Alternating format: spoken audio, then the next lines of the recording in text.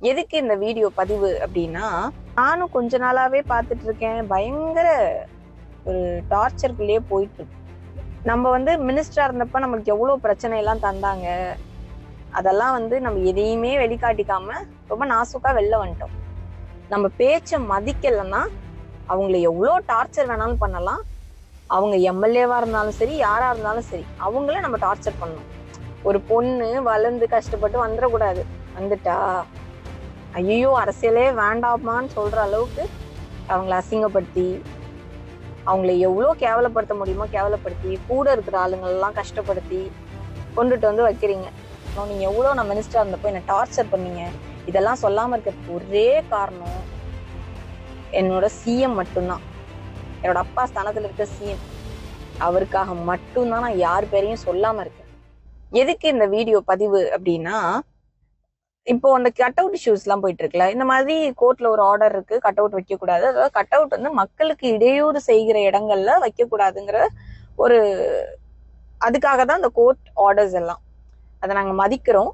அதையும் தாண்டி நம்ம எல்லாருக்குமே அவங்களோட ஃபாலோவர்ஸ் இருப்பாங்க. அவங்க கட்சிக்காரர்கள்னு ஒரு பிறந்த நாளைக்கோ எதுக்கோ கட் அவுட் வைக்கிறப்போ அதை நம்ம போய் ஒரு அளவுக்கு மேல நம்மளால சொல்ல முடியாது. கோர்ட்ல இருந்து நம்ம எதுவும் ஆர்டர்ஸ்க்கு எகெயின்ஸ்டா பண்ணக்கூடாதுன்னு கட் அவுட் எடுக்கிறோம், அனுமதிக்கிறோம். இதெல்லாம் போயிட்டு இருக்கிற நேரத்துல ஒரு 1 வீக் முன்னாடி ஒரு சம்மன் வருது. என்ன அப்படின்னு பார்த்தா, அந்த சம்மன் ஒண்ணுமே கிடையாது. அதாவது அந்த கட் அவுட் வச்சதுக்கு இவங்க எல்லாம் காரணம் சொல்லணும் அப்படின்னு.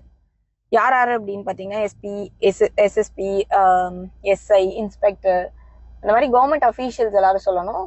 கடைசியா commune panchayat commissioner, municipal commissioner, அவங்க எல்லாம் இருக்கணும் அப்படின்னு இருக்கு.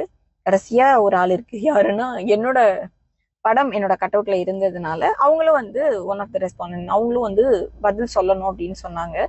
ஓகே, கேள்வி கேட்குறாங்க அப்படின்னு. சரி, நம்ம யார் அதை அனுப்பியிருப்பாங்கன்னு நம்ம பாக்குறப்போ எனக்கு ஐ வாஸ் ஷாக்ட்.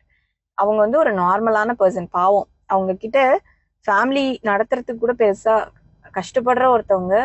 ஒரு ஹைகோர்ட் போறதுன்னா எவ்வளோ செலவாகும், ஒரு வக்கீல் வைக்கிறதுனா எவ்வளோ செலவாகும். இதெல்லாம் தாண்டி பண்ற அளவுக்கு இல்லாத ஒரு மனுஷன் ஏன் அவங்க பண்ணியிருக்காங்கன்னு விசாரிக்கிறப்போதான் தெரியுது என்னன்னா, இதுக்கு பின்னாடி ஒரு அமைச்சர் அந்த மாதிரி இருக்காங்க அப்படின்னு சொல்லி. நம்மளுக்கு இந்த பிரச்சனையே வேண்டாம், நம்ம பாட்டுக்கு தொகுதியில நம்மளுக்கு மக்கள் ஓட்டு போட்டிருக்காங்க, தேர்ந்தெடுத்திருக்காங்க, நம்ம வேலையை பார்ப்போம் அப்படின்னு சொல்லி நம்ம ஒதுங்கி வரோம். ஆனா நம்ம ஒதுங்கினதுக்கு அப்புறமும் ஒரு சுயநலமா ஒரு அந்த கன்னிங்னு சொல்லுவாங்கல்ல, எதுக்குன்னா ஒருத்தர் கண்ட்ரோல்ல நம்ம வர முடியல அப்படின்னா ஒரு பொண்ணு எவ்வளோ டார்ச்சர் பண்ணுவாங்கங்கிறதுக்கு இதெல்லாம் ஒரு எக்ஸாம்பிள். ஏன்னா நானும் கொஞ்ச நாளாவே பார்த்துட்டு இருக்கேன். பயங்கர ஒரு டார்ச்சருக்குள்ளேயே போயிட்டு இருக்கு. நம்ம மினிஸ்டரா இருந்தப்ப நம்மளுக்கு எவ்வளவு பிரச்சனை எல்லாம் தந்தாங்க. அதெல்லாம் நம்ம எதையுமே வெளிக்காட்டிக்காம ரொம்ப நாசுக்கா வெளில வந்துட்டோம். இன்னைக்கும் அந்த அமைச்சர்கள் பாத்தீங்கன்னா நம்மள அவ்வளோ டார்ச்சர் பண்றாங்க. நான் யாருன்னு பேர்லாம் சொல்ல விரும்பல, எல்லாரையும் எல்லாம் சொல்ல முடியாது, எல்லாரும் தேர் வெரி ஜெம், நம்ம எல்லாரையும் தப்பா சொல்லிட முடியாது.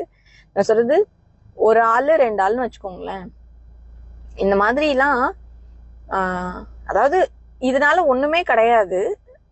நம்மளுக்கு ஒரு தேவையில்லாத ஒரு அலைச்சல், நம்ம செய்யற வேலைகள் பிடிச்சி எவ்வளவு கஷ்டப்பட்டு ஜெயிக்கிறோம். ஆனா வந்ததுக்கு அப்புறம் அதெல்லாம் மறந்துட்டு, நம்மளுக்கு ஓட்டு போட்டு ஜனங்களை மறந்துட்டு, ஓகே நம்மள்ட்ட எல்லாரும் கண்ட்ரோல்டா இருக்கணும், நம்ம பேச்ச மதிக்கலைன்னா அவங்களை எவ்வளோ டார்ச்சர் வேணாலும் பண்ணலாம்.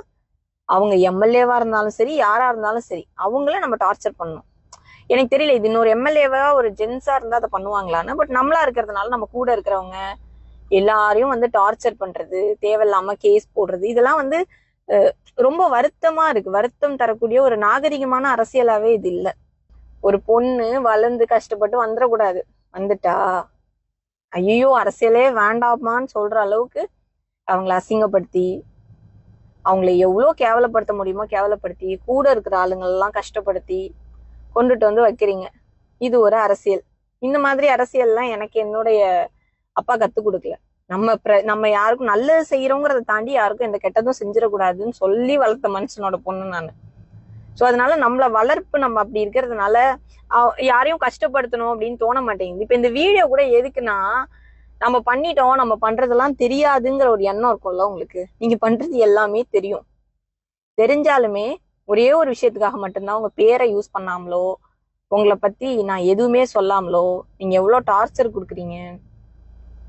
அதாவது வீட்டுக்கு போற வழியில இருந்து நம்மள வேவ் பாக்குறதுக்கு ஆளுல இருந்து ஒரு ஸ்பை எல்லாம் நம்மள சுத்திட்டே இருக்கும். இந்த மாதிரி ஸ்பை பண்றதுல இருந்து எல்லாமே நம்மளுக்கு தெரியும். என்னோட போனா இருக்கட்டும், அதை வந்து நீங்க என்னோட போனோட டீட்டெயில் கலெக்ட் பண்றதுல இருந்து அதெல்லாம் எப்படி நீங்க வாங்குறீங்க. மேபி நீங்க எல்லாம் கவர்மெண்ட்குள்ள இருக்கிறதுனால வாங்குறீங்க. அதெல்லாம் நீங்க வாங்குறது எனக்கு தெரியும். எனக்கு சேஃப்டியான ஒரு இடத்துல நான் இல்லைங்கிறதும் எனக்கு தெரியும். மக்களுக்கு நல்லது செய்யணும். ஒன்னா சாதிக்க முடியாதுங்கிறது எதுவும் கிடையாது. அதை பண்ணணும். அதை விட இப்ப வரைக்கும் உங்க பேரை நான் சொல்லாம இருக்கிறதுக்கு காரணம், நீங்க எவ்வளவு நான் மினிஸ்டரா இருந்தப்போ என்ன டார்ச்சர் பண்ணீங்க.